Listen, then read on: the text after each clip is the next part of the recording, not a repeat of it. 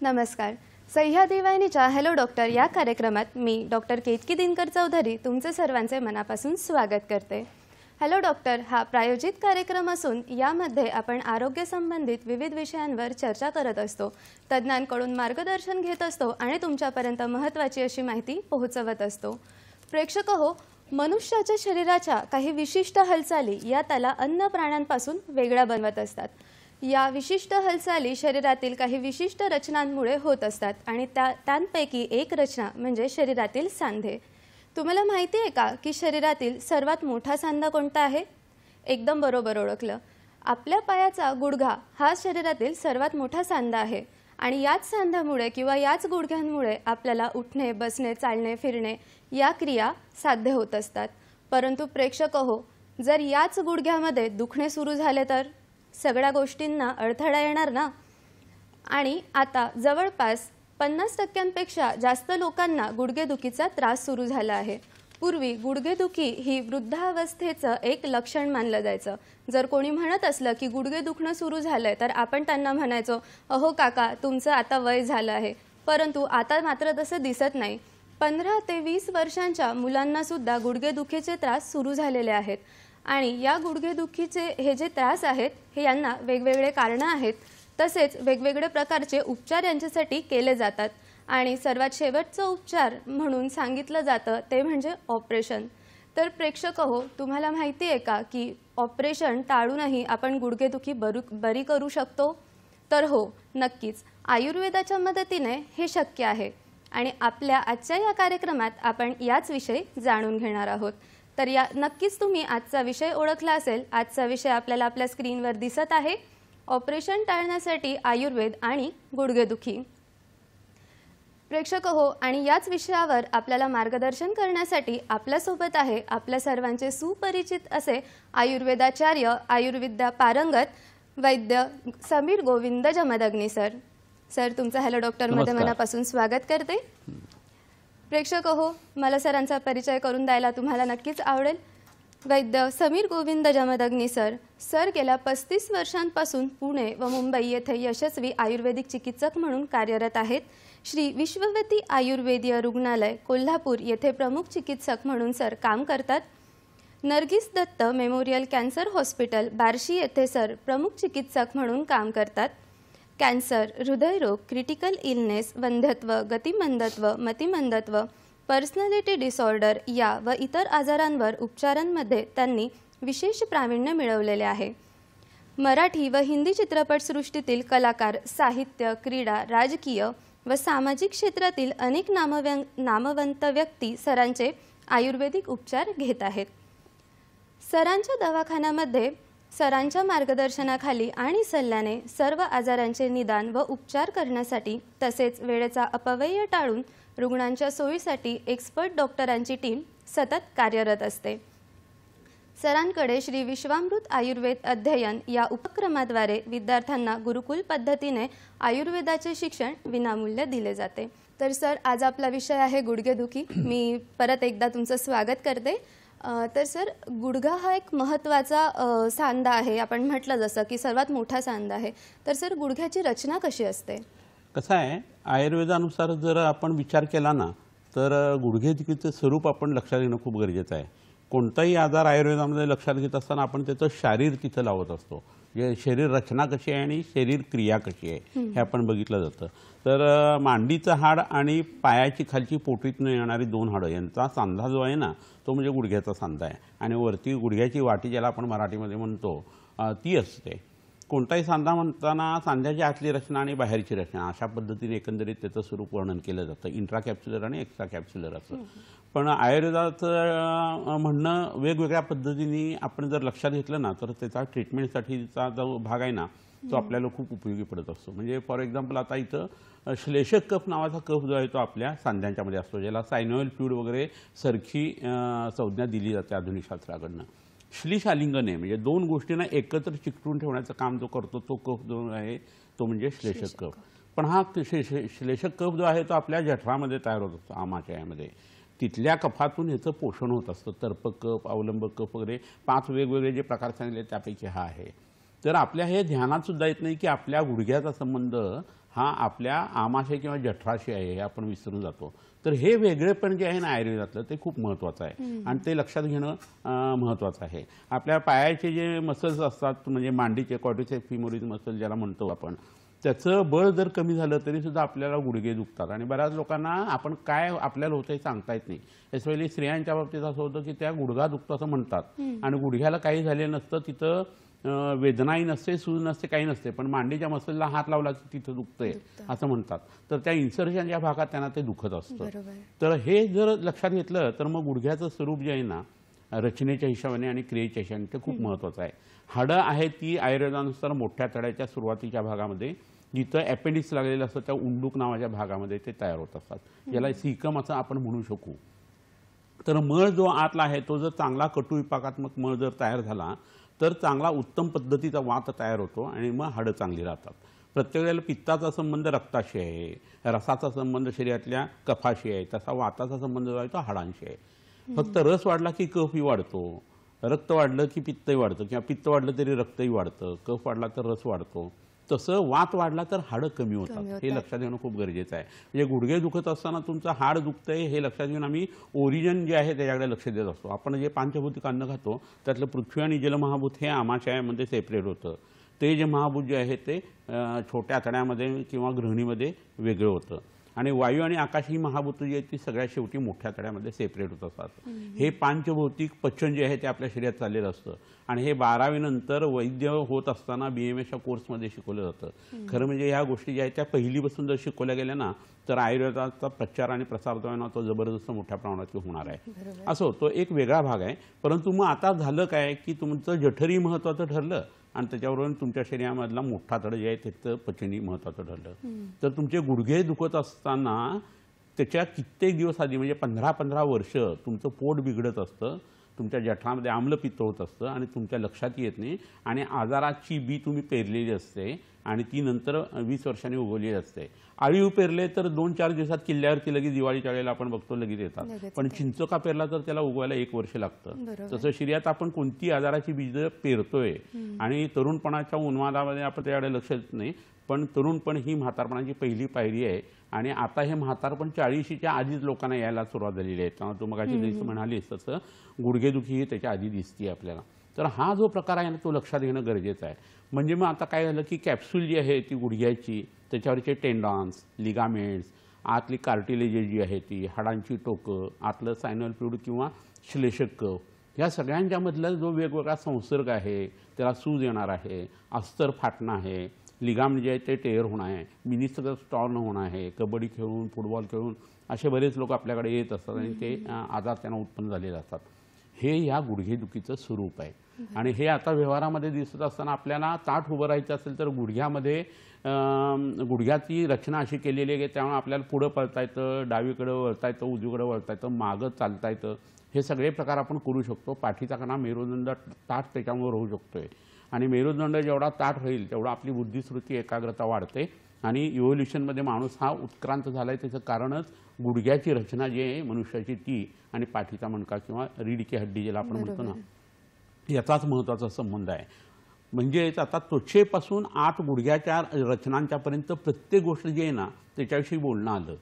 कोणताही आजार जो आहे तो बाहेर अंगाला तेल लावलं आणि जर चोळलं तर कलेचं क्रमण करत ते हाडापर्यंत जात असतं. त्यामुळे अभ्यंगम आचरेत नित्यम असं रोज अंगाला तेल लावलं की जे आपण कधीतरी दिवाळी लावतो तर ते दारडेकृत असं म्हटलेलं आहे. तर हाडांचं दारडे त्यांनी वाढतं. तुम्ही रोज अंगाला तेल लावत असाल आणि तुम्ही पडला 4-5 लोकांच्या बरोबरीनं कुठं तर तुमचं हाड मोडायचं राहतं, इतरांची मोडतात. त्याची मोडावी ताई ही इच्छा नाही पण तुम्ही तेल लावले त्याचा फायदा तुम्हाला झालेला असतो. तर हा भाग जर तुम्ही लक्षात घेतला तर त्वचेपासून आतपर्यंत जाणं हे गरजेचं आहे आणि तुम्ही नेहमी असं लक्षात ठेवा की कोणतीही गोष्ट पहिल्यांदा बाहेर सुरू होते आणि हळूहळू ती आत जाते. त्यामुळे आयुर्वेदामध्ये बाह्य रोगमार्ग, अभ्यंतर म्हणजे आतले रोगमार्ग आणि मध्यम रोगमार्ग म्हणून सांगितलेला आहे. हा मध्यम रोगमार्गाचा आजार आहे कारण सांधे हे मर्मामध्ये धरले गेलेले आहेत. त्यामुळे सांधे हाडं ह्याचा टेक आयुर्वेदाचा खूप वेगळा आहे. फिमर बोन, टिबिओ फिबिला हे नुसतं तुम्हाला सांगण्यात काही मजा नाही, ते कुठेही तुम्हाला वाचायला मिळेल, पण आयुर्वेदाचा हा टेक तुम्हाला वैद्याच्याकडे जाऊन शिकायला लागेल. तर प्रेक्षक हो, तुम्हाला कळालं असेल की गुडघेदुखी ही फक्त गुडघ्याचं दुखणं नाही आहे, त्याच्या आजूबाजूचे जे रचना आहेत किंवा जे त्याचे अवयव आहेत तर त्याचं दुखणं म्हणजे गुडघेदुखी आहे. आणि जसं सरांनी सांगितलं की गुडघेदुखीची सुरुवात खूप वर्ष आधीपासूनच आपल्या पोटापासून सुरू होते. तर ही गोष्टही एक म्हणजे नोंद करण्यासारखी आहे की जर तुमचे गुडघे दुखत असतील तर तुम्हाला कळायला पाहिजे की आधी असं काहीतरी झालेलं आहे ज्याच्यामुळे आता गुडघे दुखत आहे. तर प्रेक्षक हो, सर आपल्यासाठी नेहमी आरोग्यविषयक सल्ले घेऊन येत असतात आणि त्याच्यासाठी तुम्ही नेहमी उत्सुक असतात. परंतु आपण हे एका विश्रांतीनंतर बघणार आहोत. आता वेळ झाली एका छोट्याशा विश्रांतीची. तुम्ही कुठेही जाऊ नका, बघत राहा हॅलो डॉक्टर. श्री विश्वामृत आयुर्वेदीय चिकित्सालय, पत्ता Siddhi Platinum 1369 Sadashiv Peth off Bajirao road, Natubag Ganpati जवळ, पुणे 411030. शाखा पुणे, मुंबई, कोल्हापूर. दूरध्वनी क्रमांक 8087732333 किंवा 7774918193 अथवा 8262885939. Email ID shriviswamrut@gmail.com. Shri Vishwamrut आयुर्वेदीय चिकित्सालय, पत्ता Siddhi Platinum 1369 Sadashiv Peth off Bajirao road, Natubag Ganpati जवळ, पुणे 411030. शाखा पुणे, मुंबई, कोल्हापूर. दूरध्वनी क्रमांक 8087732333 किंवा 7774918193 अथवा 8262885939. Email ID shriviswamrut@gmail.com. Shri Vishwamrut आयुर्वेदीय चिकित्सालय, पत्ता Siddhi Platinum 1369 Sadashiv Peth off Bajirao road, Natubag Ganpati जवळ, पुणे 411030. शाखा पुणे, मुंबई, कोल्हापूर. दूरध्वनी क्रमांक 8087732333 किंवा 7774918193 अथवा 8262885939. Email ID shriviswamrut@gmail.com.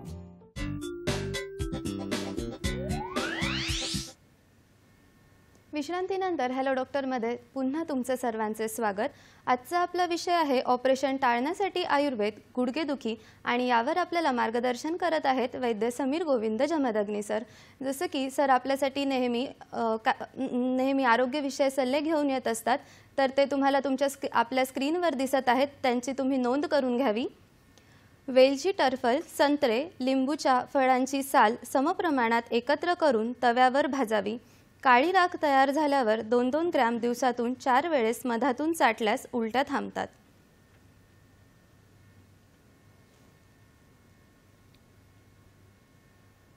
कावीळ कोणत्याही कारणाने झालेली असल्यास त्रिफळा, गुडवेळ, अडुळसा, कुटकी, काळेचिराईत, कडुनिंब यांचे समभाग 20-20 ग्रॅम भरड चूर्ण घेऊन त्यात 100 ml पाणी घालून त्याचा 30 ml काढा करून सकाळी मध घालून प्यावा.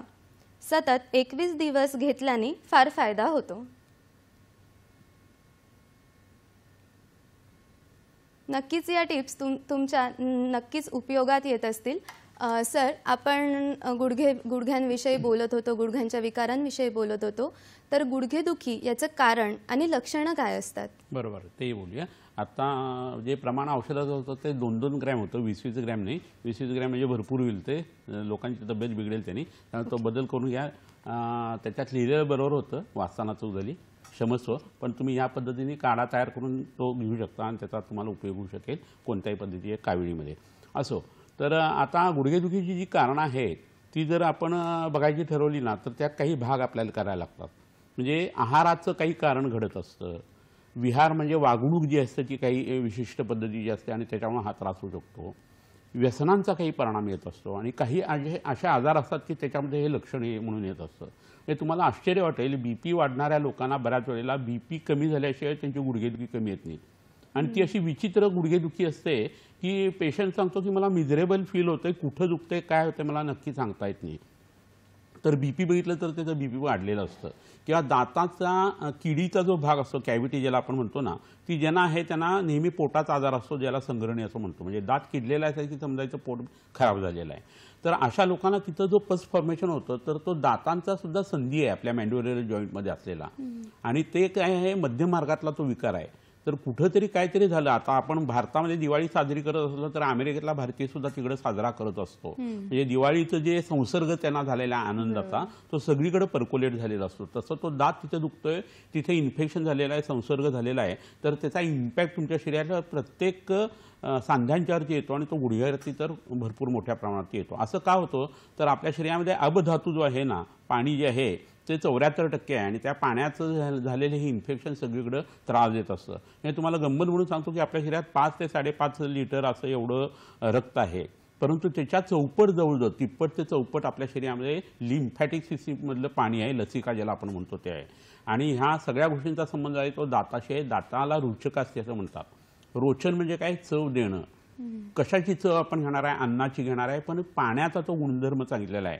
हे जलमहाभूताची तन्मात्रा जी आहे त्याच्यामध्ये रस असं सांगितलेलं आहे. तर रस उत्पन्न करून देणारी, रोचन करणारी अशी जी ताकद आहे ती दातांच्यामध्ये आहे आणि म्हणून त्याला रुचक असे असं म्हणतात. आणि हा पस तयार होणं, रक्त खराब होणं, बिघडणं हे त्या अबधातूच्या आश्रयाने होतं आणि त्याचा इम्पॅक्ट तुमच्या गुडघ्यावरती असतो. एस्पेशली बायलॅटर म्हणजे दोन्ही गुडघे दुखत असतात आणि दाताविषयी प्रश्न विचारला तर त्यांना दात खराब आहेत असं ते सांगतात. आणि त्याला चंद्रप्रभा नावाचं एक औषध आहे जे मधुमेहासाठी आपण वापरतो. तर क्लेर कमी करणारं ते औषध दिल्यानंतर गुडघेदुखी कमी येते आणि त्यात ती स्त्री किंवा पुरुष स्थूल असेल तर त्याचा पटकन उपयोग होतो पेन किलर दिल्यासारखा. तर हे आयुर्वेदाचं जे वैशिष्ट्य आहे ना, हे भारतीय लोकांना ज्यावेळेला समजेल ना तो सुदीन. कारण असं होतं की एका दिवसात गुण येत नाही, 4 दिवसात गुण येत नाही, असं त्यांना आयुर्वेदाविषयी खूप शंका असतात की खूप उशिरा गुण येतो. असं नाही आहे. प्रायः करोति अहोरात्रात कर्मादन्यपि भेषजम, म्हणजे एका अहोरात्रीमध्ये औषधाने गुण यायला पाहिजे. कोणतीही पॅथी असू दे, टीबी झालाय तर 6 महिने लागणारच आहेत. डोकं दुखणं किंवा संधिवात वगैरे जर असेल तर त्याची वेदना पटकन थांबली म्हणजे तो आजार बरा झाला असं नसतं आणि त्याच्या मागं पाठपुरावा ठेवून जर आपण ह्या पद्धतीने निदान केली तर मग त्याचा उपयोग होत असतो. व्यसनामध्ये पहिलं व्यसन जे आहे ना ते म्हणजे सिगारेट स्मोकिंग जे आहे ना ते हाडांच्यासाठी खूप त्रासदायक आहे. रक्त आणि पित्ताचा उत्क्लेश करणारी ही गोष्ट आहे आणि नाकावाटे जर धूर सोडत असतील तर त्या लोकांना मेंदूशी संबंधित स्ट्रोक वगैरे जे आहेत ना ते लवकरच्या वयामध्ये येतात. आता कोएग्युलोपॅथी जे आहे ते कोविडनंतर वाढलेल्या दिसतात. तर त्या लोकांनी तरी दारूची आणि तंबाखूची आणि या सिगारेट स्मोकिंगची काळजी घेणं खूप गरजेचं आहे आणि ती गोष्ट न करणं हे चांगलं आहे. आता काही आजार बघू की ज्याच्यामध्ये हे प्रकरण आपल्याला खूप मोठ्या प्रमाणात सर आढळतं. नक्कीच आपण हे पुढे चालू ठेवू. आपल्याला एक फोन आलाय खंडाळ्यावरून. परमेश्वर सर, परमेश्वर सर तुमचा प्रश्न विचारा. हॅलो मॅडम, हं? माझं डावा गुडघा आहे ना तो 6 महिने झाले सारखा दुखतोय. वय किती आहे? वय माझं 40. बर. आणि वजन जास्ती आहे कमी आहे का नॉर्मल आहे वजन तुमचं? वजन 7 किलो आहे. बरं. दाढावर काही किडलेले आहेत तुमच्या? नाही नाही बर. आणि व्यसनं कोणती आहेत का, तंबाखू विडी सिगारेट वगैरे? नाही नाही तलब कोणतीच नाही. बर. आणि गुडघा मागच्या बाजूला दुखतोय का पुढच्या बाजूला दुखतोय? पुढच्या बाजूने वाटीच्या साईड. बर. आणि बसून उठताना वगैरे असं हालचाल करताना दुखतो का नुसतं मांडी घालून बसल्यावरही दुखतो? मांडी घालून बसल्यावर दुखतो, आखडून ठेवला दुखतो. बर. आणि चढ उतार करतानाही दुखतोय ना? हो. बरं बरं, ठीक आहे. त्याला मार वगैरे काही लागले नाही आहे ना? नाही नाही मार नाही लागलो. बरं बरं, ठीक आहे, काही हरकत नाही आहे. उत्तर देऊया आपण. धन्यवाद. सर प्रश्न. तर आता वय वर्ष 40 आहे, त्यामुळे एजिंग जे आहे ते 35 वर्षानंतर सुरू होतं. एकच गुडघा दुखतो. युनिलॅटरल केव्हाही कोणती गोष्ट असते ना त्याच्या ट्रॉमा खूप महत्त्वाचा असतो. त्यामुळे मार लागलेला असणं, लचकणं, मुरगळणं अशा पद्धतीत जर काही झालेलं असेल तर अशा पद्धतीची गुडघेदुखी जी आहे ती होते. मांडी घालता येते पण मांडी घातल्यानंतर त्रास होतो असं जर असेल ना तर त्याचा मसलशी जास्ती संबंध आहे. पुढच्या बाजूला दुखतोय तर लिगामेंट्स जी आहेत ना वेगवेगळी त्याच्याशी त्याचा संबंध आहे. तर जवळच्या वैद्याकडनं जाऊन त्यांनी महायोगराज गुगुळ नावाचं औषध आहे ते संध्याकाळी 2 गोळ्या 250 मिलीग्रॅमच्या 2 गोळ्या ज्या आहेत त्या तुपावरती घ्यायला पाहिजेत गरम पाण्यावर. आणि महारासनाची काढा म्हणून औषध मिळतं ते जेवणानंतर घ्यावं. महाविषगर्भ तेल किंवा धानवंतर तेल जे आहे ना त्याच्या घड्या ठेवायच्या आणि हळद, वेखंड, त्याच्यानंतर साधं मीठ किंवा शेंदे लोण हे उगाळून त्याचा लेप जो आहे ना तो त्यांनी गुडघ्याला द्यायला पाहिजे. तर त्याचा हा त्रास कमी होईल. एजिंग फास्ट होतं आहे त्यांचं म्हणून त्यांनी अंगाला तेल लावणं आणि सकाळी च्यवनप्राश सुरू करणं असं जर केलं तर त्याचा उपयोग येईल. पुढं चालताना त्रास होतोय तर मागच्या बाजूला चालायला पाहिजे. तर त्यांचे हॅमस्ट्रिंग आणि कालचे मसल चांगले तयार होतील, व्यायामही होईल आणि गुडघेदुखी थांबेल. नक्कीच परमेश्वर सर, तुम्हाला तुमच्या प्रश्नाचं उत्तर मिळालं असेल. सर जसं आपण कारण सांगत होते आता कारणांचा विचार आपण करूया. तर आता रक्त बिघडवणारी जी कारणं आहेत ना ती गुडघेदुखीला कारणीभूत असतात हे तर आहेत. पण स्थूलपणा आहे, मूळव्याधीचा त्रास एखाद्या व्यक्तीला आहे किंवा मधुमेह झालेला आहे, तर अशा लोकांना गुडघे दुखण्याची तक्रार ही नेहमी आढळते. रक्तदाबाचा तर मी आता मगाशी विचार करून झाला, किडलेला दात आहे त्याचा विचार करून झाला, आम वात किंवा वात रक्त यासारखे जे आजार आहेत ते, म्हातारपणामध्ये संधिवात जो आहे ना त्याच्यामुळे सुद्धा गुडघे दुखणं हे प्रकरण होतं. भारतीय लोकांना 40 ते 65 या 55 या दरम्यान वयामध्ये गुडघेदुखी जवळजवळ 50 ते 55% लोकांना आढळते आणि त्याच्या मागं या पद्धतीने लागायला लागतं विचार करून.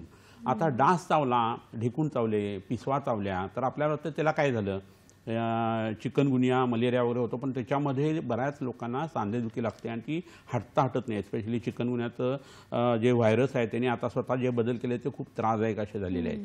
तर त्यासाठी चंपकादी आगद नावाचं औषध आहे ते जेवणानंतर सांध्यांना लावण्यासाठी म्हणून दशांगागद जे आहे ते घ्यायला पाहिजे. आणि पोटामध्ये त्रिभुवनकीर्ती आणि सूतशेखर जे आहे ते बेलदोरा तुळशीवर घेतलं तर कीटकातून उत्पन्न झालेलं डास ढेकून पिसवा काही असू दे चावलेलं तर त्यातून उत्पन्न होणारी सांधेदुखी जात असते. म्हणजे कीटक विष दंशजन्य ज्वर आणि त्यात संधिवात हे लक्षण त्याच्यामध्ये असतं. त्याला विषाची ट्रीटमेंट द्यायला लागते, संधिवाताची देऊन उपयोग नाही. आत्ता सांगितली ती ट्रीटमेंट त्याच्यासाठीची होती. तर सांधेदुखीचा हा जसा परिणाम येतो ना तसाच आघाताचा परिणाम मी मगाशी सांगितला तसा येतो. सिस्ट तर आपल्या शरीरामध्ये असतील, स्पेशली सांध्यांच्या ठिकाणी आश्रयाने वगैरे, तरीसुद्धा सांधेदुखी होऊ शकते. आघात होत असताना तो लिगामेंटला होऊ शकतो, आतल्या खुर्च्याला होऊ शकतो आणि ती खुर्च्या तुटली तर किंवा मिनिस्कस तुटलं तर ते काढून टाकण्याचं ऑपरेशन डॉक्टर लोक करत असतात. त्याच्याविषयी आपण ट्रीटमेंटमध्ये बोलणारच आहोत की कशामुळं आपण ते टाळू शकतो आणि काय करायला पाहिजे. बैठी जीवनशैली आहे आणि तुमचं व्यायाम काहीच होत नाही आहे तर तुमचे मसल जे आहे ते वीक होऊ शकतात. तुमचं बसण्याची पद्धत, चालण्याची पद्धत जर खराब असेल तर त्याचा परिणाम जो आहे तो तुमच्या शरीरावरती स्पेशली गुडघ्यांच्यावरती येत असतो. बऱ्याच वेळा अनुवंशिकता गुडघ्यांच्या बाबतीत आपल्याला आढळून येते की गुडघे दुखतात हे अनुवंशिकतेने दुखतात, परंतु अनुवंशिकतेमध्ये अन्नसुद्धा त्याच प्रकारचं ठराविक पद्धतीत आपण खात असतो. त्यामुळे अन्नातले बदल केले तर अनुवंशिकतेतला हा ट्रिगर फॅक्टर जो आहे अन्न हा आपण चांगल्या पद्धतीने बाहेर काढू शकत असतो आणि त्याचा परिणाम जो आहे तो आपल्या शरीरावरती चांगल्या पद्धतीने येतो. चप्पल चुकीच्या पद्धतीने वापरले जातात, स्पेशली मुली किंवा बायका ज्या आहेत त्या हाईस वापरतात. तर हाईस वापरले की वरचं जे टेंडोकॅल्कॅनस मसल आहे तो शॉर्ट होऊन जातो तुमचा आणि नुसतं साधं चालताच येत नाही. नंतर म्हणजे तो टेंडोकॅल्कॅनस मसल जो आहे तो कैदी लोकांचा कट केला जातो, म्हणजे त्याला पळता येऊ नये म्हणून. एवढा महत्त्वाचा तो मसल आहे. आपल्या टाचेला लागणारी जी मागची दोरी आहे ती, तर त्याचा परिणाम जो आहे तो रिबाउंड इफेक्ट तुमच्या कुल्ल्यातल्या सांध्यांच्यावरती येऊ शकतो आणि गुडघ्यावरती येऊ शकतो आणि त्यामुळे सुद्धा तुमचं खूप त्रासदायक असं गुडघेदुखीचं प्रकरण जे आहे ते सुरू होऊ शकतं.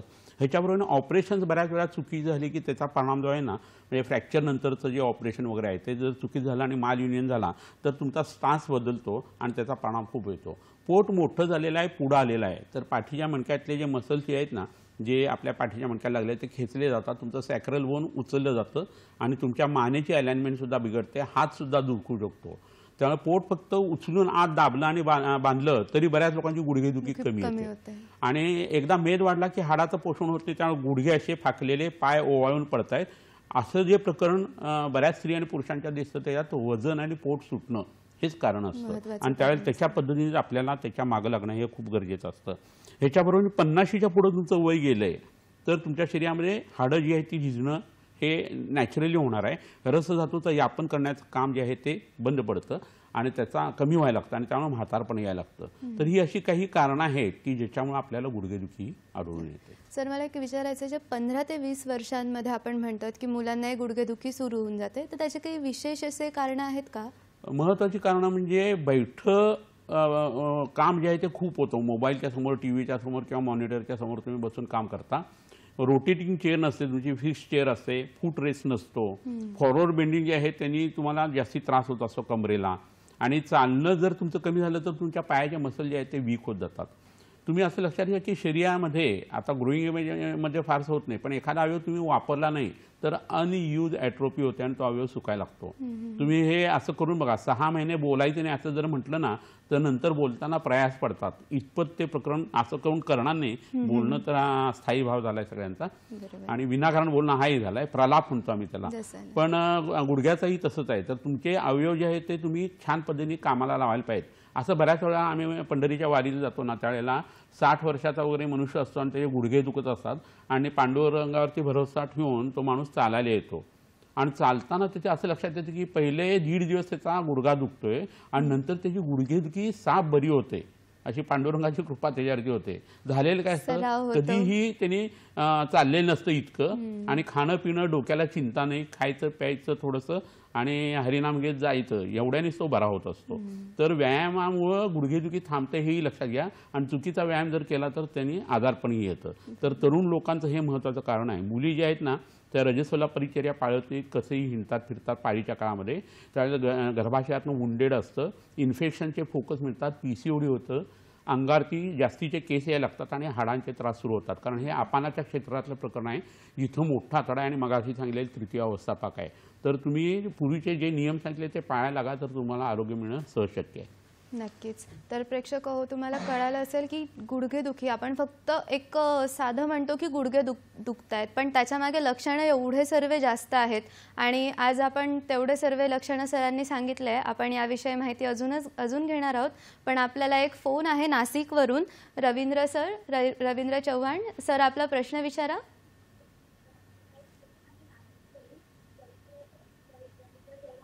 रवींद्रजी, आपला प्रश्न विचारा. हा मॅडम, माझी वय 60 वर्षाची आहे आणि मला मांडी घालता येत नाही. मांडी घालता येत नाही मला, आणि गुडघे पूर्ण दुखतात. तुम्हाला मूळव्याधीचा त्रास कधी झालाय का? 4 वर्षापासून गुडघ्याचा. नाही, मूळव्याधीचा त्रास कधी झालाय? पाठीच्या मणक्यात कधी इंजेक्शन घेतले? नाही सर, मूळव्याध काही नाही आपलं. आणि कोठा साफ होतोय तुमचा? हो, कोटा साफ होतो सर. बर, अच्छा. आणि वजन जास्ती आहे, कमी आहे का मध्यम आहे? नाही, वजन 60 किलो आहे. बर, ठीक आहे. आणि पायाला बाक वगैरे आलाय, कंबरही दुखते त्याच्याबरोबर? कंबर दुखता, आणि त्या पाठीमागच्या पायाच्या कमरापासून खाली शिरा आहे ना, हा, त्या अशा आखडल्यासारख्या होतात. ताट केली की कळ लागते. बर बर. आणि मधुमेह आहे का तुम्हाला? शुगर आहे? नाही सर, नाही, कुठलीच बिमारी नाही. बर. आणि व्यवसाय काय करता तुम्ही? शेती. बर बर, ठीक आहे, काय हरकत नाही, बोलूया. हो सर. आता हे संधिवाताचंच प्रकरण आहे, आणि कमरेतून वरतून जर मागच्या शिरा आवळलेल्या असतील ना तर गृध्रसेवात किंवा सायटिकाचा संबंध याच्यात जास्ती असण्याची शक्यता आहे. पाठीच्या मणक्यांच्या मध्ये आणि गुडघ्यामध्ये अशा दोन्ही ठिकाणी त्यांची हाडं जास्ती झिजलेली आहेत. तर आमरकंद नावाचा एक कंद मिळतो किंवा अश्वगंधेचं पावडर मिळते, ती त्याने दुधाबरोबर ती सकाळी घ्यायला पाहिजे. आणि दोन्ही जेवणाच्या नंतर प्रवाळ पंचामृत नावाचं कॅल्शियम जे आहे ते पोटात त्यांच्या जायला पाहिजे. ह्याच्यावरून रात्री झोपताना सुंठीच्या काड्यावरती एरंडेल तेल घ्यायचं. सुंठीचा काढा 50 cc घ्यायचा गरम गरम, आणि त्याच्यामध्ये साधारण 20 ते 25 cc एरंडेल तेल घालायचं, आणि कोठा साफ व्हायला लागेल त्यांनी. आणि त्याच्याबरोबर तेलाच्या घड्या ज्या असतात ना, गोड तेलाच्या किंवा धन्वंतर तेलाच्या, किंवा शेंगदाण्याचं साधं किंवा करडईचं तेलही चालेल, किंवा बला तेल म्हणून मिळतं ते त्यांनी वापरायला पाहिजे. तर त्यांची हाडंदुखी जी आहे ती पटकन कमी येईल. नक्कीच सर, तुम्हाला तुमच्या प्रश्नाचं उत्तर, समाधानकारक उत्तर मिळालेलं असेल. तर प्रेक्षक हो, आपण अशीच माहिती घेत राहूया, परंतु वेळ झाली का छोट्याशा विश्रांतीची. तुम्ही कुठेही जाऊ नका, बघत राहा हॅलो डॉक्टर.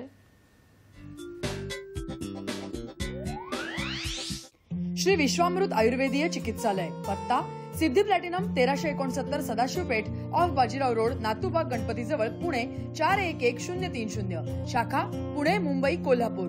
दूरध्वनी क्रमांक 8087732333 किंवा 7774918193 अथवा 8262885939. Email ID shriviswamrut@gmail.com. Shri Vishwamrut आयुर्वेदीय चिकित्सालय, पत्ता Siddhi Platinum 1369 Sadashiv Peth off Bajirao road, Natubag Ganpati जवळ, पुणे 411030. शाखा पुणे, मुंबई, कोल्हापूर.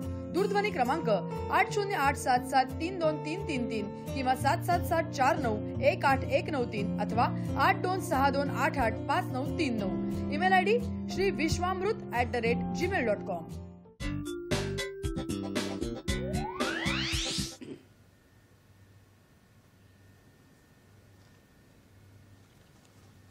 विश्रांतीनंतर हॅलो डॉक्टरमध्ये पुन्हा एकदा आपले सर्वांचे स्वागत आहे. आजचा आपला विषय चालू आहे ऑपरेशन टाळण्यासाठी आयुर्वेद, गुडघेदुखी, आणि यावर आपल्याला मार्गदर्शन करत आहेत वैद्य समीर गोविंद जमदग्नी सर. तर प्रेक्षक हो, जसं की सर आपल्यासाठी नेहमीच आरोग्यविषयक सल्ले आणत असतात, तर ते आपण आता पुढे पाहणार आहोत. ते आपल्या स्क्रीनवर आपल्याला दिसत आहेत. अर्शकुठाराची गोळी 125 मिलीग्रॅम 2 वेळेस जेवणापूर्वी आणि हरितकी चूर्ण किंवा अभयारिष्ट रोज रात्री घेऊन सर्वांगासनाचा अभ्यास ठेवल्यास 90% मूळव्याधीचे त्रास कमी होतात. 1 वर्षभर दर महिन्याला 7 दिवस खंड देत हा औषधोपचार करावा.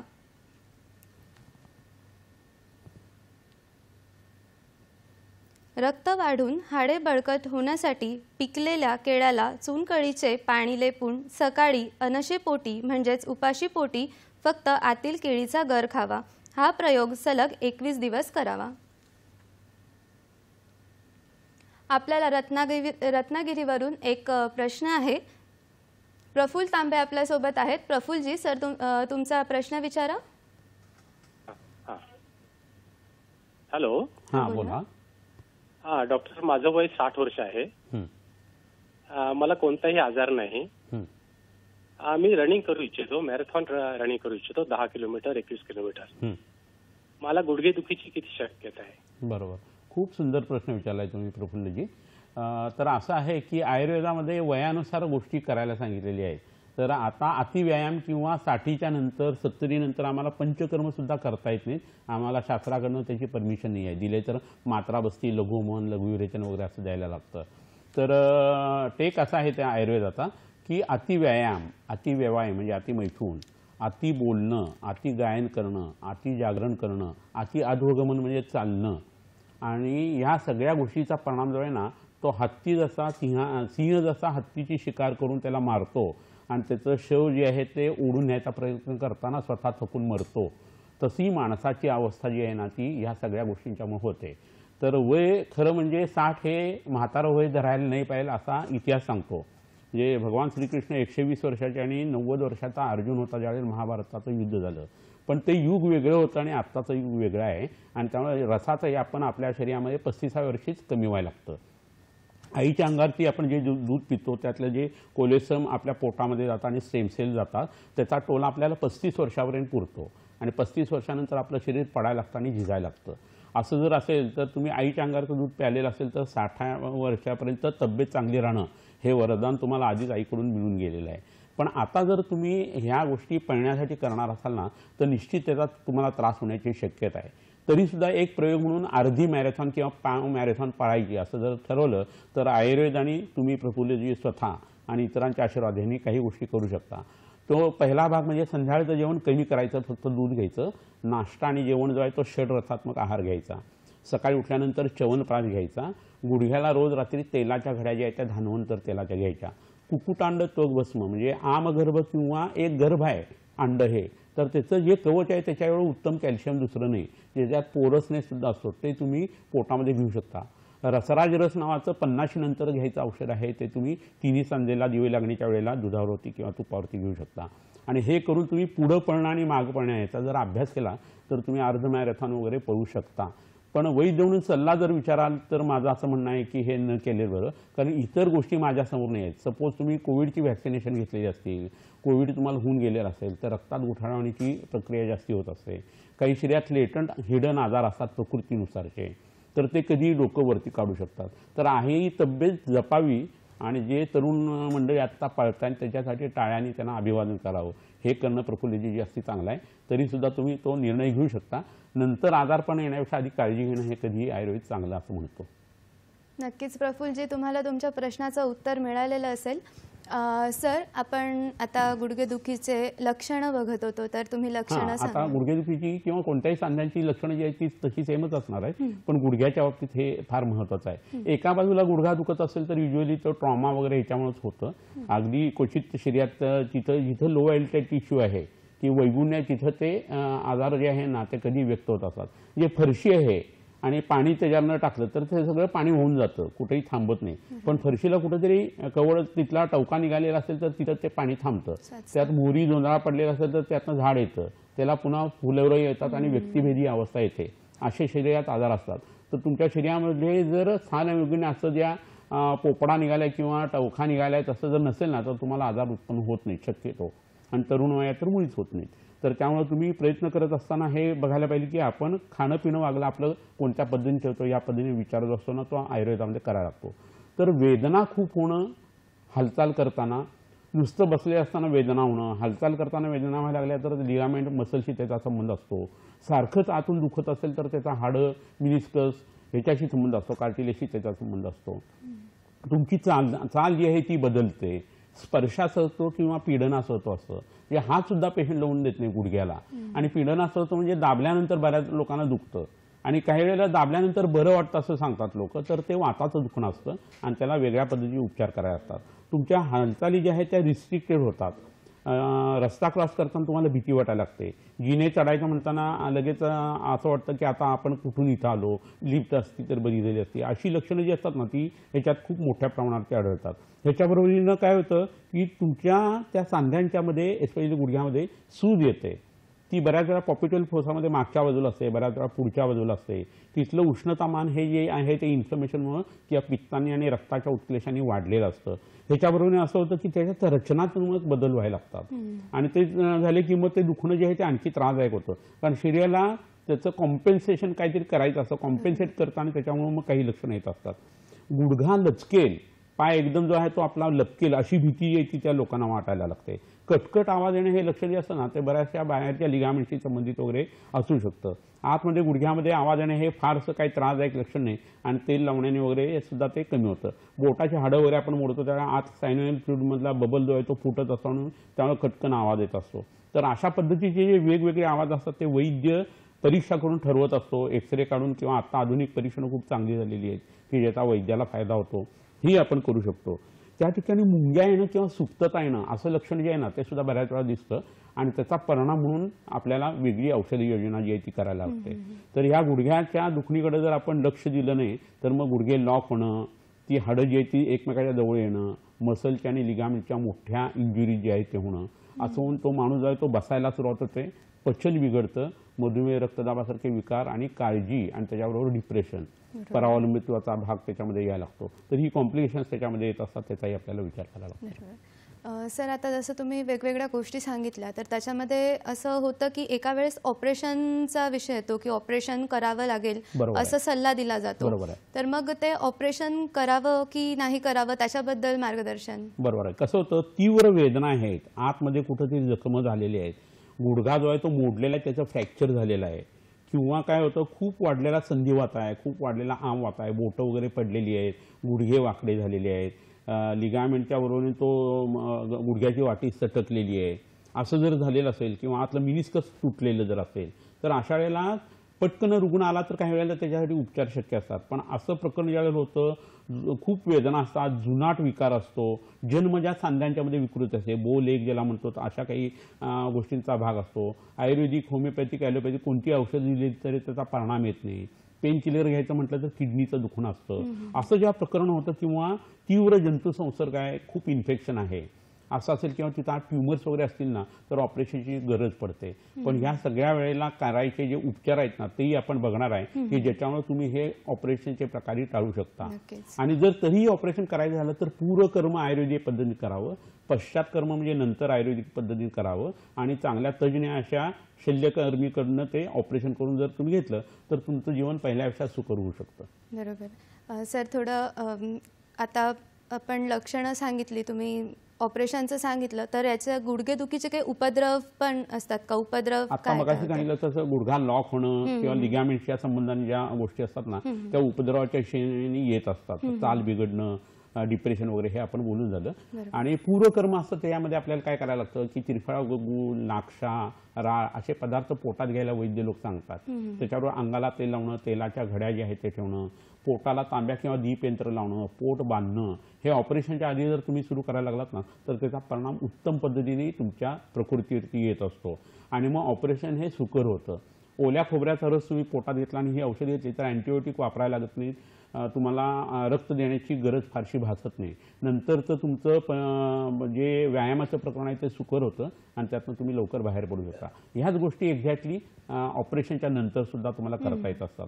तर ह्या जर केल्या तर तुमचं ऑपरेशन चांगल्या पद्धतीने यशस्वी तर होतंच आणि त्याच्याबरोबरीनं तुम्हाला त्याचे त्रास जे आहे ते पुन्हा होण्याची शक्यता एकदम दुणावते. बरोबर. नक्कीच प्रेक्षक हो, आपण अजून माहिती सरांकडून घेणार आहोत, पण वेळ झाले का छोट्याशा विश्रांतीची. तुम्ही कुठेही जाऊ नका, बघत राहा हॅलो डॉक्टर. श्री विश्वामृत आयुर्वेदीय चिकित्सालय, पत्ता Siddhi Platinum 1369 Sadashiv Peth off Bajirao road Natubag Ganpati जवळ पुणे 411030. शाखा पुणे मुंबई कोल्हापूर. दूरध्वनी क्रमांक 8087732333 किंवा 7774918193 अथवा 8262885939. Email ID shriviswamrut@gmail.com.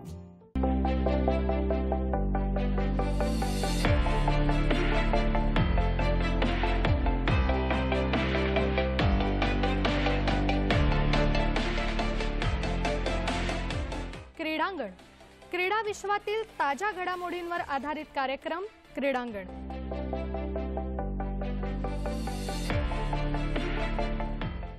क्रीडांगण प्रसारण दर मंगळवारी सायंकाळी 6 वाजता आणि पुन्हा प्रसारण दर बुधवारी सकाळी 9:30 वाजता.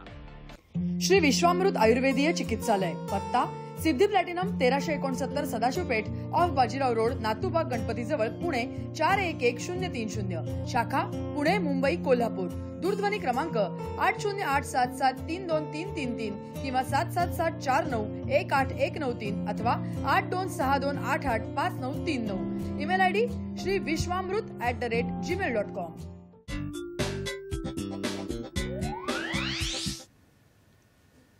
विश्रांतीनंतर हॅलो डॉक्टरमध्ये तुमचे सर्वांचे पुन्हा एकदा मनापासून स्वागत आहे.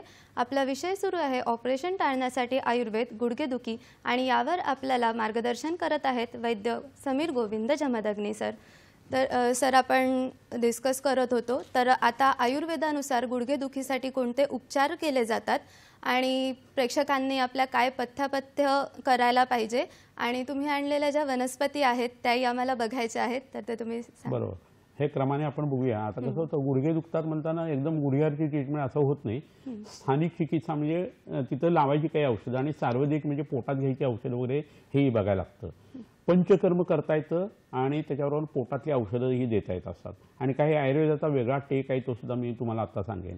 आता गुडघे हे हाडाशी संबंधित असल्याने आणि तो कफ आतला जो आहे श्लेषक कफ तो आपल्या आतड्याशी संबंधित असल्याकारणाने किंवा जठराशी संबंधित असल्याकारणानं पहिल्यांदा काय करावं तर अंगाला पोटात पाचन औषधं घ्यायची. पोटातली घाण आहे ती पचवायची. ती पचवल्यानंतर मग स्नेहन आणि स्वेदन करायचं. तेल लावायचं आणि शेकायचं. हे रोज केलं की त्याचा परिणाम काय असतो 15-20 दिवसात असं वाटायला लागतं की आपण 5-6 महिन्यांनी तरुण झालेलो आहे. एवढा स्नेहन स्वेदन आपल्याला कधी सवयच नसते. मुली तर अजिबात अंगाला तेल लावणं डोक्याला तेल लावणं हे करत नाही. हे मी व्यवहारात बघतो. ते ई शी चिप्प चिप्प नको नको आणि त्याचा परिणाम काय होतो की शरीरातला वृक्षता जी आहे ती वाढायला लागते आणि स्वभावापासून हाडांपर्यंत सगळीकडे जे आहे ते दुखणं जे आहे ते वाढायला लागतं. तर हे होऊ नये ह्या गोष्टी रोज व्हायला पाहिजेत. मग वमन विरेचन बस्ती हे करायला पाहिजे. तिथं जळवा लावून तिथलं दूषित रक्त काढायला पाहिजे. तर शूलम नास्ती विना वातात जसं म्हटलंय तेल आणि शेकणाने वेदना कमी होतात. रक्त खराब होऊन तुमचं जर दुखत असेल तर जळू लावली की वेदना लगेच तुमच्या कमी येतात. लेपाचाही तसा परिणाम येत असतो. आपल्या त्वचेमध्ये भ्राजक पित्त नावाचं पित्त असतं ते औषध घेतं आणि त्याचा परिणाम आतल्या रचनेवरती होत असतो. बाळ म्हणून आपण ज्या वेळेला आईच्या पोटात तयार होतो ब्लास्टुला स्टेज आणि मॉड्युलर स्टेज असं सांगितलेलं आहे. शुक्रशोणी संयोग स्त्री बीज आणि पुरुष बीजांचा झाल्यानंतर आणि मग ते जे वाढत असतं ना त्याच्यामध्ये 2 पद्धतीने तो वाढतं आयुर्वेदाच्या हिशोबाने. उपस्नेहन न्याय आणि उपस्वेदन न्याय. म्हणजे ते पर्कोलेट होऊन उष्णता आणि त्याचं अन्न जे आहे ते घेत असतं. बस हाच प्रकार जो आहे तो आयुर्वेदाने कार्टिलेजसाठी मिनिस्कसाठी केलेला आहे. त्यामुळे कार्टिलेजला स्वतःच जरी ब्लड सप्लाय वगैरे नसला तरी ज्या हाडाला ते सटून बसलेल्या आतमध्ये तिथनं डिफ्युजनने त्याला ते अन्न मिळत असतं आणि त्याचे सुद्धा पेशी जे आहेत त्या सेल्स तयार करता येत असतात. आपल्या शरीरामध्ये स्टेम सेल जे आहेत ना त्यांना ॲक्टिवेट करण्यासाठी आयुर्वेद ह्याच्यासाठी काय करतो तर कार्टिलेजची लिगॅमेंटची स्तंभ जिथं आहे जिथं क्षयात्मक किंवा एखाद्या अवयवाचा ऱ्हास झालेला आहे तिथं आम्ही परिषेक आणि अवघा करतो. तो अवयव औषधी पाण्यामध्ये किंवा दुधामध्ये बुडवणं वरनं त्याचा धारा करणं ह्या प्रक्रिया केल्या की ह्यांच्या जखमा भरून येतात आणि त्याचा परिणाम जो आहे तो कसा येतो हे रुग्णांच्यावरती तुम्ही हे उपचार केल्यानंतर लक्षात येईल. त्यावेळी तुम्ही जळवा लावत असाल बस्ती देत असाल रसायन औषधं म्हणजे च्यवनप्राशरची औषधं खात असाल तर तुमचं एजिंग जे आहे ते कमी करता येत असतं. ह्या गोष्टींचा आम्ही इथं वापर करत असतो. तर हा जो भाग आहे त्याच्यामध्ये अश्वगंधा आहे शतावरी आहे जसद भस्मासारखं भस्म आहे किंवा दशमूळ आहे. त्याचा वापर जर केला ना तर गुडघेदुखी फार छान पद्धतीने कमी करता येत असते. सूज कमी होण्यासाठी पुनर्वसनासारख्या वनस्पती आपण वापरत असतो. जळवा लागणं अग्निकर्म करणं विद्ध कर्म करणं या सगळ्या गोष्टी जे आहेत ना तुम्ही त्या या गुडघ्यासाठी करत चला. ॲसोसिएटेड जो ऑर्गन आहे किंवा आजार आहे त्याच्यावरती तुम्ही हे करायला पाहिजे, औषध द्यायला पाहिजे. म्हणजे मूळव्याधीची पूर्व रूप आयुर्वेदाने जी सांगितलेली आहेत आणि रूप जी सांगितली आहेत वातज मूळव्याधीची, त्या 70% शरीराचे आजार जे आहेत ना ते कव्हर होतात. म्हणजे तुम्हाला असते मूळव्याध आणि दुखत असतो गुडघा आणि तुम्ही फक्त गुडघ्याची औषधं मागता तर त्याचा काही उपयोग होत नाही. 3.5 हाताच्या या देहामध्ये प्रत्येक गोष्टीचा दुसऱ्या गोष्टीशी संबंध असतो. तर तुम्ही मूळव्याधीची ट्रीटमेंट केली की तुमची दुखणी बरी होतात. असं खूप विचित्र प्रकरण असतं की जे फक्त आयुर्वेदच जाणू शकतो. पाठ दुखत असते आणि 40 वर्ष पाठदुखी बरी होत नाही आणि त्या पेशंटला जर विचारलं की तुला हे होतं का बाबा, चिडचिड वगैरे होते का, तर पेशंट सांगतो मला चिडचिड होते, तर तो ताप असतो, ज्वराच्या औषधाने त्याची पाठदुखी कमी होते. तर हे प्रकार जे आहे ते आपण औषधाच्या हिशोबाने बघत असतो. आता इथं काही वनस्पती आणले ते आपण बघूया आणि त्याचा विचार जो आहे ना तो काय आहे हेही तुम्हाला मी सांगतो. ही नायटी किंवा नागार्जुनी नावाची वनस्पती आहे. तर ही वनस्पती आणि निरगुडी हे एकत्र कुटून जर तुम्ही गुडघ्याला लेप केला मागून पुढून तर गुडघ्याची सूज कमी येते आणि वेदना कमी यायला सुरुवात होते. दुसरी एक वनस्पती इथं आहे आणि तिचं नाव आहे पुननवा. तर ही तरुण पण टिकून ठेवणाऱ्या ज्या वनस्पतीचा गण आहे, वयस्थापन गण ज्याला म्हणतात, त्यासाठी ही वनस्पती जी आहे ना ती वापरली जाते. आणि याचा लेप जो आहे तो सुद्धा तुम्ही गुडघ्याला मुळीचा करू शकता आणि पोटात पानांचा रस किंवा भाजी घेऊ शकता. तर जे वेळ टेर व्हायला लागले तुमच्या गुडघ्याचं आणि झीज व्हायला लागली त्याने तात्काळ थांबते आणि नंतर पुन्हा गुडघेदुखी होत नाही. दर पावसाळ्यात हा प्रयोग तुम्हाला करता येईल. त्याच्यानंतर जी वनस्पती आहे ती तुम्हाला दाखवतो ती म्हणजे वट. तर वडाचं झाड तुम्हाला सगळ्यांना माहिती आहे. तर वडाची पानं जी आहे ती काढून जर गुडघ्यावरती लेपला ते ठेवली आणि बांधलं तर गुडघ्याची सूज तात्काळ कमी येते आणि वेदना कमी यायला सुरुवात होते. एस्पेशली गरम पडलेले गुडघे जे आहेत ना त्यांनी उत्तम पद्धतीने कमी येतात. मागच्या आणि पुढच्या बाजूला दोन्हीकडे तुम्हाला हा लेप लावता येत असतो. ह्याच्याबरोबरीनं ही एक सहदेवी नावाची वनस्पती आहे. तर याच्या पानांचं चूर्ण जे आहे ते पोटात घेणं आणि तिथं लावणं या दोन्ही गोष्टी जर केल्या तर चातुर्थिक ज्वर म्हणून जो ज्वर असतो त्यातली जी गुडघेदुखी ती हे उत्तम पद्धतीने कमी येते. आणखीन एक वनस्पती इथं तुम्हाला दाखवता येईल ती अशी आहे. ते हळदीचं झाड आहे, खाली त्याचा कंद आहे. तर हळद, वेखंड, सुपारी, तुरटी त्याच्याबरोबरीनं घरचं मीठ जे असतं ते एकत्र सगळा लेप करायचा उगाळून आणि त्याचा लेप जो आहे तो गुडघ्याला मागून आणि पुढे जर केला तर सूजही कमी येते आणि वेदनाही कमी येते. ह्याच्याबरोबर पोटात तुम्हाला औषधं देणं हे खूप गरजेचं असतं, हे मात्र तुम्हाला विसरून चालणार नाही. आता आणखीन एक वनस्पती इथं तुम्हाला दाखवतो ती म्हणजे एरंड. हा सगळीकडे भरपूर मोठ्या प्रमाणावरती आपल्याला उपलब्ध आहे. एरंडाच्या पानांचा रस आहे तो पोटात काविळीसाठी आपण वापरू शकतो. परंतु त्याच्या मुळांचा काढा जो आहे तो जर दुधातनं तुम्ही घेतला तर तुमचा कोठाही साफ होतो, मोठ्या तड्यातलं पचन सुधारतं आणि तुमची गुडघेदुखी आहे ती उत्तम पद्धतीने कमी येते. इथं जळवा आपण दरवेळी ज्या दाखवतो ना त्या इथं जळवा आणलेल्या आहेत पहा. तर ह्या जळवा ज्या आहेत त्या दूषित रक्त शोषून घेतात आणि या गुडघ्याला सोडायच्या, गुडघ्याच्यावरती जिथं जाऊन लागतील तिथं त्या लागू द्याव्यात. 1 स्क्वेअर फूट अंतरातलं रक्त या शुद्ध करत असतात आणि यांनी उत्तम पद्धतीने गुडघेदुखी पटकन कमी येत असते. ज्यांना व्हेरिकोज व्हेन्स आहे त्यांना व्हेन्सवरती फक्त हे लावायचं नाही, वैद्य ते सगळे विचार करत असतात. आणि मागच्या बाजूला पॉपिटल फोसामध्ये जर ही लावली गेली तर त्याचा परिणाम गुडघ्यावरती पुढे खूप चांगल्या पद्धतीने येतो. हे दिसायला किळसवाणं असं वाटणारं प्रकरण आहे, पण धन्वंतरीच्या उजव्या हातामध्ये हिला स्थान दिलेलं आहे. इतकं हे प्रकरण महत्त्वाचं आहे आणि ते वापरणं गरजेचं आहे. ह्याच्याबरोबर आणखीन एक प्रयोग जो आहे तो तुम्ही करणं गरजेचं आहे. ही शलाका इथं आपण आणलेली आहे. हा पुढचा भाग जो आहे तो सोन्याचा आहे आणि हे तापवून जर आपण गुडघ्याला विविध ठिकाणी जर मर्मांच्या आजूबाजूला याचा चटका दिला किंवा दग्ध केलं, अग्निकर्म केलं आणि तिथं काही विविध औषधं लावली तर गुडघेदुखी ही झपाट्याने कमी यायला सुरुवात होते. आपल्या शरीरामध्ये जी मर्म आहे त्या अवयवाचा तो मेंदू असतो, तिथं प्राणशक्ती असते. ती ॲक्टिवेट झाली की तो अवयव जो आहे तो बरा व्हायला लागतो. ह्याचा आम्ही कॅन्सरपासून किडनी फेल्युअरपर्यंतच्या लोकांना उपयोग करून घेतलेला आहे. तेच तत्व आपण गुडघेदुखीसाठी वापरत असतो. आत्ता दाखवलेल्या सगळ्या ज्या वनस्पती आहेत त्यांचे हिरवे ओले रस हे जर आपण पोटात घेतले ना तर त्यातलं क्लोरोफिलमधलं मॅग्नेशियम बाजूला पडतं आणि एफीने ते रिप्लेस होतं आणि तुमच्या शरीरात नवचैतन्याचा आविर्भाव होतो आणि तुमच्या गुडघेदुखी कमी यायला सुरुवात होते. तर हे सगळं करणं खूप गरजेचं आहे. ह्याच्या बरोबरीने तुम्ही व्यायाम करायला पाहिजे, माफक पद्धतीने अंगाला तेल लावायला पाहिजे, वातूळ पदार्थ हे कमी खाल्ले जायला पाहिजेत आणि त्याच्याबरोबरीनं तुमच्या शरीरामध्ये जे दोष वाढतात त्याच्यासाठी तुम्ही तुमच्या गाडीचं जसं दर 3 महिन्यांनी सर्व्हिसिंग करता तसं वैद्याकडे जाऊन पंचकर्म तुम्ही करायला पाहिजे. तर मग आपला भारतही सक्षम होणार आहे, तुमचं कुटुंबही होणार आहे आणि तुम्ही स्वतःही होणार आहे. तर हा फॅमिली बिझनेस आहे आपलं स्वास्थ्य म्हणजे. तर तिथं जेवढं तुम्ही इन्व्हेस्ट कराल तेवढं तुम्हाला बाकीचे खर्च कमी होतील, तुमची इफिशियन्सी वाढेल, तुम्ही जे काय उद्योग करत असाल, व्यवसाय करत असाल त्यात तुम्हाला यश चांगले येईल. सर, प्रेक्षकांना थोडक्यात जाण्यासाठी जे पथ्य किंवा त्यांनी त्यांची गुडघेदुखी कमी होण्यासाठी किंवा न होण्यासाठी असं काय करावं, एक थोडक्यात सांगा. भूक लागलेली असताना जेवायला बसायला पाहिजे. जेवताना पहिल्यांदा गोड पदार्थ खायला पाहिजेत, नंतर मग आंबट खारट जे आहे, आणि सगळ्यात शेवटी तुम्ही तुरट किंवा कडू खायला पाहिजे. आईस्क्रीम दूध वगैरे पिणं हे नंतर जे करतात ते अतिशय चुकीचं आहे. षडरसात्मक आहार घ्यायला पाहिजेत, म्हणजे तुम्हाला डेफिशियन्सी होणार नाही. सकाळी लवकर उठणं, रात्री लवकर झोपणं हे व्हायला पाहिजे. दिवसा जेवून झोपणं हे त्रासदायक आहे, आणि माफक पद्धतीचा व्यायाम करून वैद्याच्या टचमध्ये राहायला पाहिजे की मी आता याच्यासाठी काय करावं. असं जर केलं तर तुमच्या संपूर्ण घराण्याचं जे आरोग्य आहे ना ते सुद्धा उत्तम पद्धतीने टेकलं जाईल. नक्कीच प्रेक्षक हो, आज तुम्हाला गुडघेदुखी ह्या विषयावर आयुर्वेदिक दृष्ट्या खूप सारी महत्त्वाची माहिती मिळालेली आहे. प्लस तुम्हाला ऑपरेशन कधी करायचं की नाही, किंवा ऑपरेशन टाळण्यासाठी काय करायचं, या सर्वांची माहिती आज मिळालेली आहे. नक्कीच तुम्हाला ही उपयोगात पडेल, आणि अशाच प्रकारे आपण नवीन विषयांसोबत भेटत राहू ह्याच वेगवेगळ्या भागांमध्ये. तरी तुम्ही आमच्याशी नेहमीच जोडलेले राहा. स्वस्थ राहा, मस्त राहा.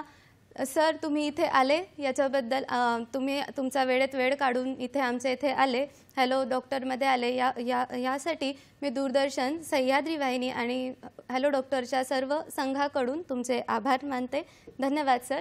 आणि तुम्हीही स्वस्थ राहा, मस्त राहा आणि आमच्याशी नेहमीच जोडलेले राहा. धन्यवाद.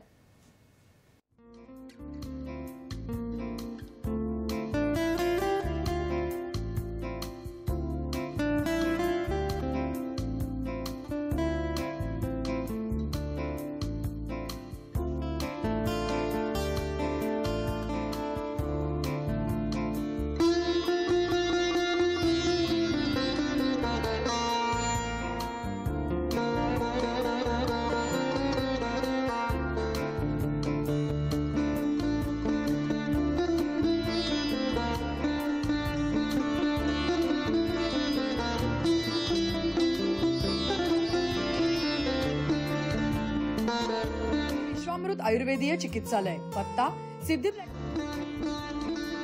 ऑफ बाजीराव रोड, नातूबाग गणपती जवळ, पुणे 411030. शाखा पुणे, मुंबई, कोल्हापूर. दूरध्वनी क्रमांक 8087732333 किंवा 7774918193 अथवा 8262885939. Email ID shriviswamrut@gmail.com.